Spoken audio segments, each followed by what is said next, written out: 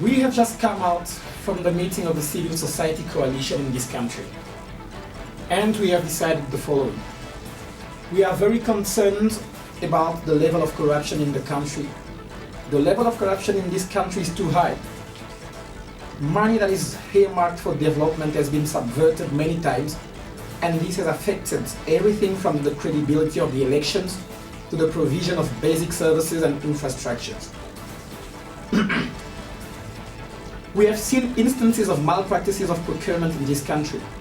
Medication that is meant for our hospitals being diverted, or sometimes fake medication being procured in the clinic we use every day. We have witnessed the issues of corruption within senior government officials. For instances, Councillor Grace Paya, where she was taking corrupt money and just giving herself a good life. Buying exotic houses in different parts of the world, having several accounts all over the world. These are issues of serious corruption currently affecting the country, where the government officials come into governance worth less than $1 million, then within 3 years they are worth more than $1,000 million. That is what we have seen in the country. As a result, we as the Civil Society Coalition have taken the stand. We are saying the government of the country should create a zero tolerance against corruption, and that everybody who has been indicted in corruption-related cases, all the ministers who have been found wanting in terms of corruption, should be immediately tried and be given the maximum penalty. And in order to show the seriousness of these issues, the Civil Society Coalition have decided that for the next 2 weeks, we are going to down tools. Nobody is going to work, nobody is going to school, and we are just going to march to government offices and tell the government that enough is enough. Africa, arise! Let's fight corruption in our continent. In our continent. Africa, arise! Let's fight corruption in our continent. In our continent. Africa, Africa, hey, say no to corruption. Africa, Africa, hey, say no to corruption. Africa, Africa, hey, say no to corruption. Africa, Africa, oh, say no to corruption. Aye. We can live in a better place if we fight against corruption.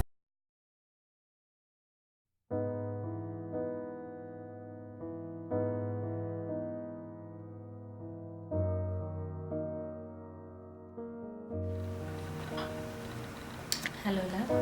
Right, honey? So much. Thank you. Oh, honey, we need money for school fees. You know, the kids will be going back to boarding school soon.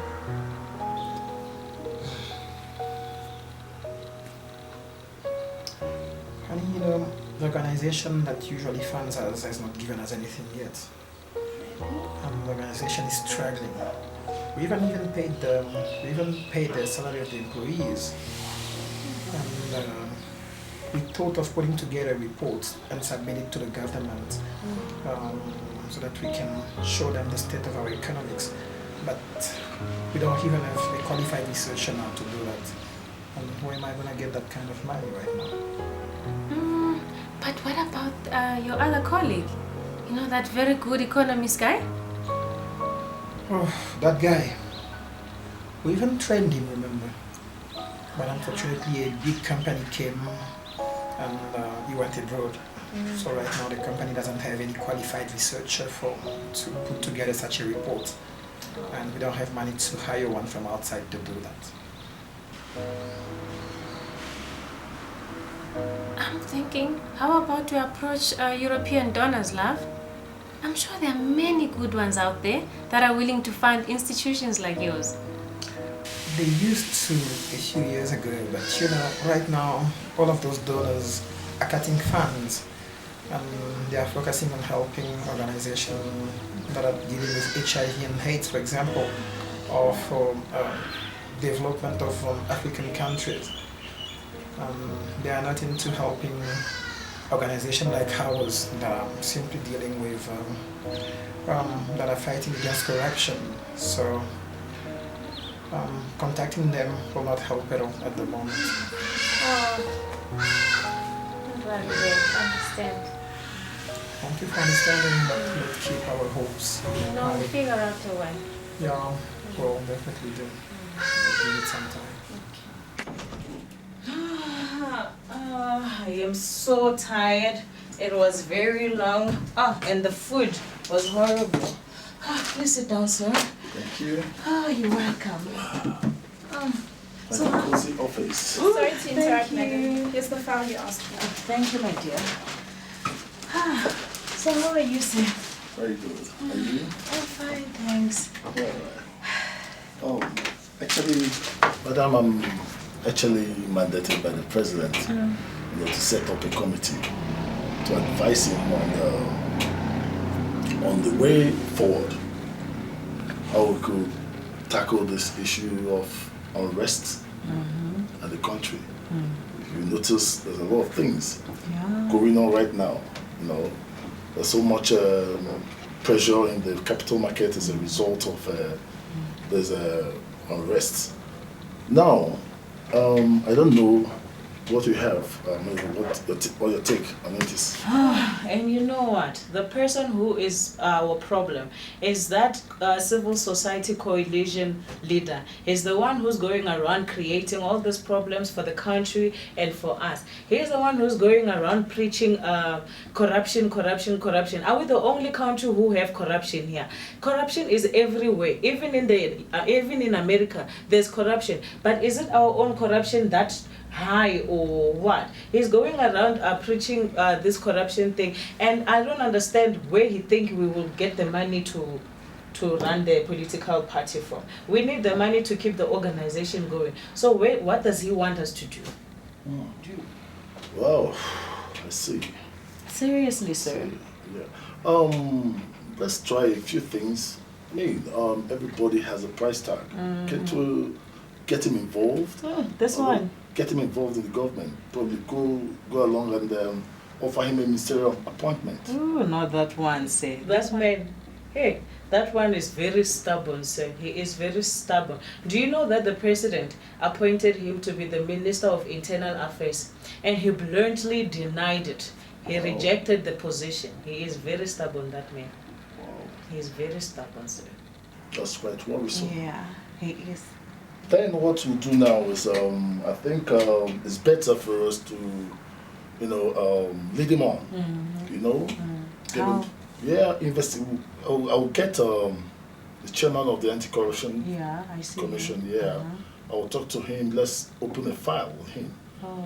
Take a very closer look at his dealings with the public. Check his private dealings and see if we can nail him.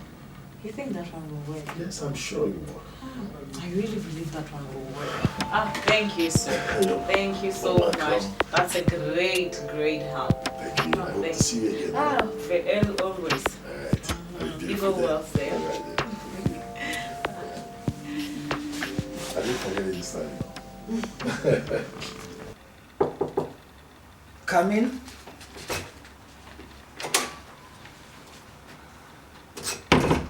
How are you? I'm good, my friend. How are you? I'm sorry. Your wife told me. What happened?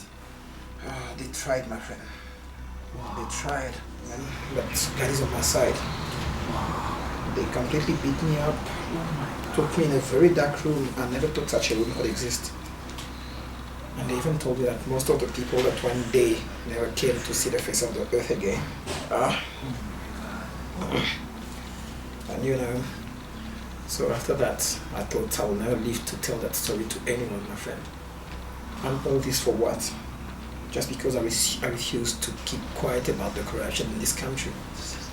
Look at how the country has been destroyed now. That's not normal. It's our responsibility to fight against that. I don't know what's going on with those people. Wow. But I think you're gonna be okay soon.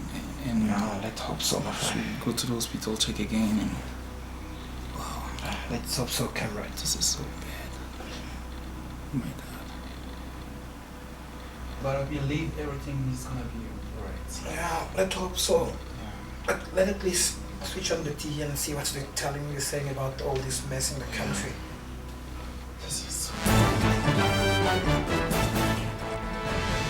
Live from Africa, you're watching Influence Africa TV News. I am Donna Pembe. Thank you for joining us. Straight from the State House, His Excellency, the President of the country, has today reiterated the tough stance of the government against corruption. According to the President, the government shall henceforth adopt a zero-tolerance approach to corruption. In this regard, the President has relieved 4 ministers in the cabinet of their state responsibilities due to allegations of corruption. These include the Minister of Health, Minister of the Interior, and the Minister of Education.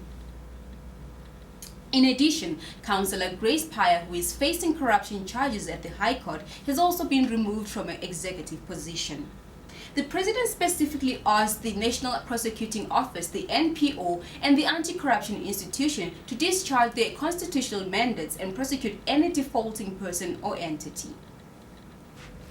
Following the pressure from the civil society that there has to be a change in the country to improve development in the country and better the livelihood of ordinary people, the President is also establishing an intergovernmental committee with the Presidency to be tasked with advising the President on corruption issues. Among the members of the Intergovernmental Committee on Corruption will be the members from the clergy, private sector, and the civil society coalition.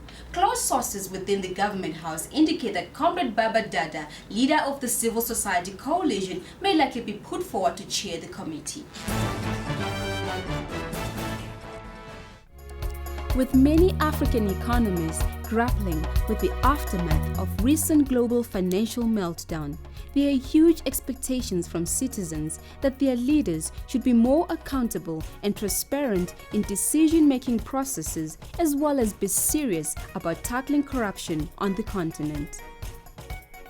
While this expectation is also conceived out of a need for a holistic approach in tackling corruption, there also has to be a space where citizens, through their civil society groups, can organize, plan, and contribute to the fight against corruption without undue harassment by the state.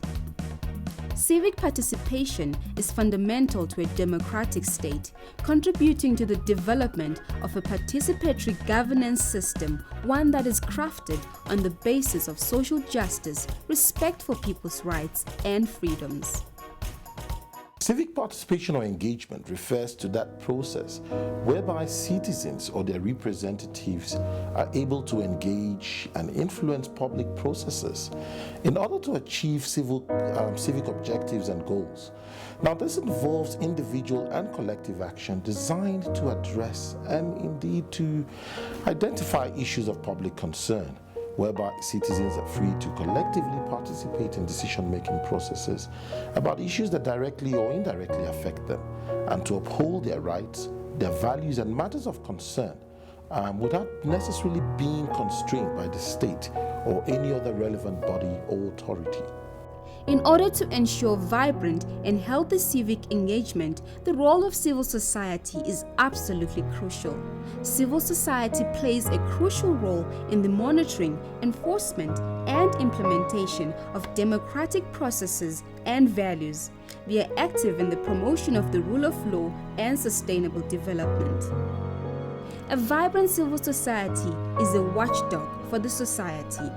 They promote a culture of transparency and accountability among state officials and people in senior positions, and ensure that citizens are adhering to legislative and other measures that are crucial in strengthening democratic and governance processes.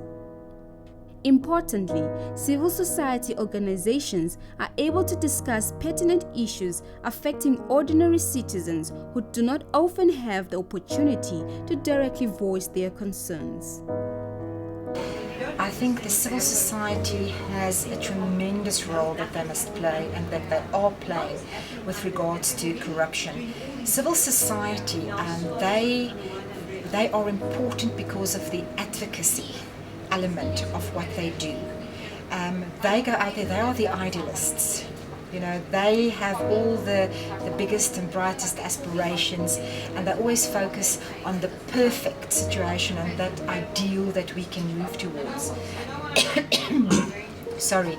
And another thing that they must do is they create the platform because of the different areas, industries that they are involved in. They create the platform for dialogue a lot of the times. So that brings a whole lot of stakeholders together so that they can have those important conversations. Another role that civil society has is the monitoring of the implementation of legislation. And that is so important because in such a lot of the scandals that we see happening, and especially with regards to human rights abuse, and you know, human rights abuse and corruption practices go absolutely hand in hand. Civil society has played such an important role over the past 100 years already, you know, bringing to light all these abuses and also, you know, coming up with really very good recommendations on how to actually solve these type of things. So yes, civil society has a definite role to play. The multi-stakeholder nature and the approach of collective action in the fight against corruption is actually a model that we're using right now in South Africa. And the basis of it is that, of course, companies or businesses can implement measures in their own operation areas to fight corruption. That is required, that is fundamentally important. That a business has systems in place, has processes in place, has mechanisms in place to be able to lower the risk within their own operation areas. But we say that corruption is transactional. So a company can do as much as it can to clean up its own immediate areas of operation. But because it is transactional, what that means is that the risk can lie elsewhere. It can lie in the supply chain, it could be in another company that you do business with. The risk could be in another sector that you transact with. And that is why it's really important that when we talk about corruption, especially on tangible steps or on concrete steps, collective action becomes very important because corruption does not sit in one place.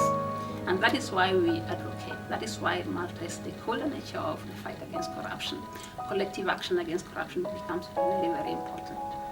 While civil society groups play a crucial role in tackling corruption on the continent, they are largely and directly constrained by a number of factors. You know, civil society organizations across the continent, I mean, I think it's getting a lot better now, but they face a lot of challenges that relate mainly to, sometimes it's issues of funding, you know, and that itself then manifests into the level of institutional and organizational capacity that they have.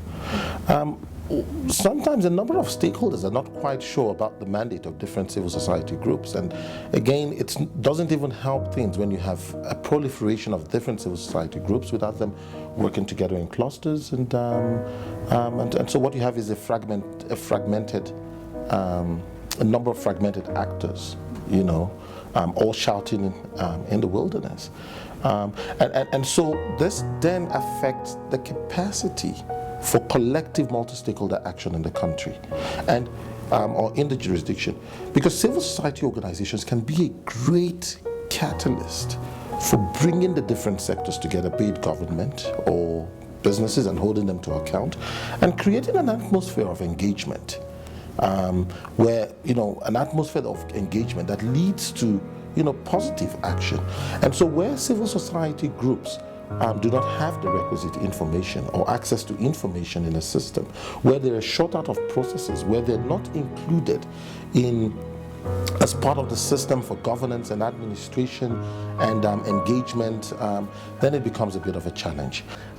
While the issue of corruption seems to be a general issue. There is little or less done in terms of sensitization of the people, because this is a fight for the people. We need to be clear about it. This is a fight for the people. Corruption is not only in high places, it is everywhere.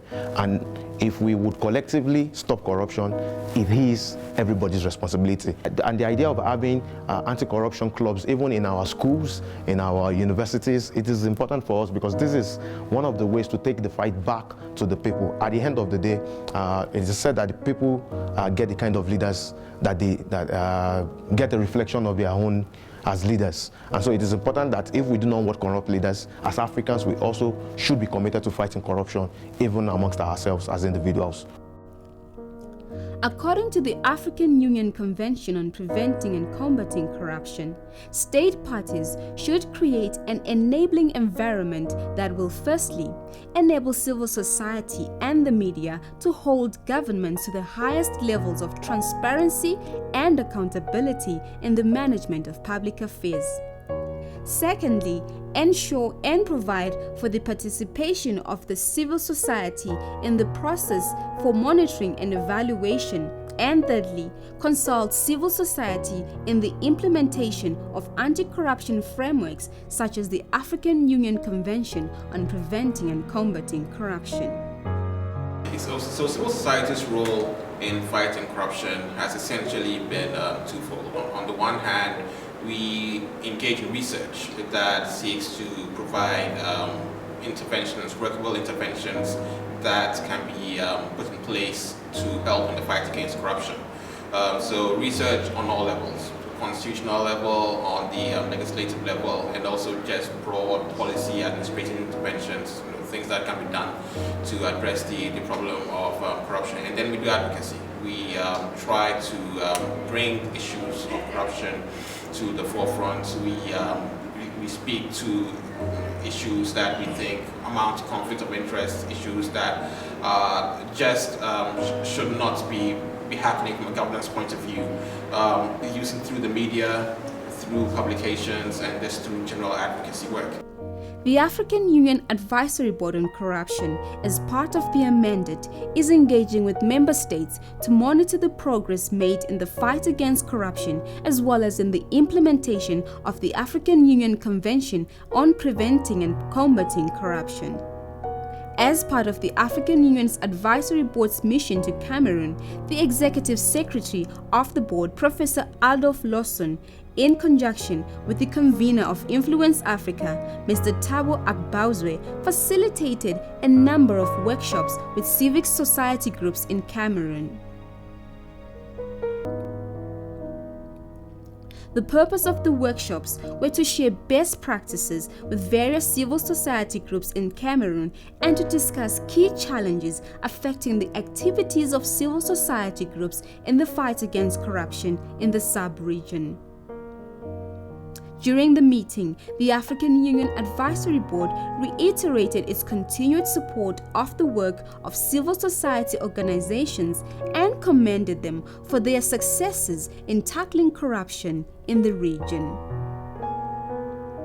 It is worth noting, as part of best practices, that Civil Society Coalition in Cameroon has also made impressive strides in the fight against corruption through the implementation of monitoring systems whereby civil society organizations within the coalition are able to monitor and evaluate each other's activities in the fight against corruption and to advise on areas where they are underperforming.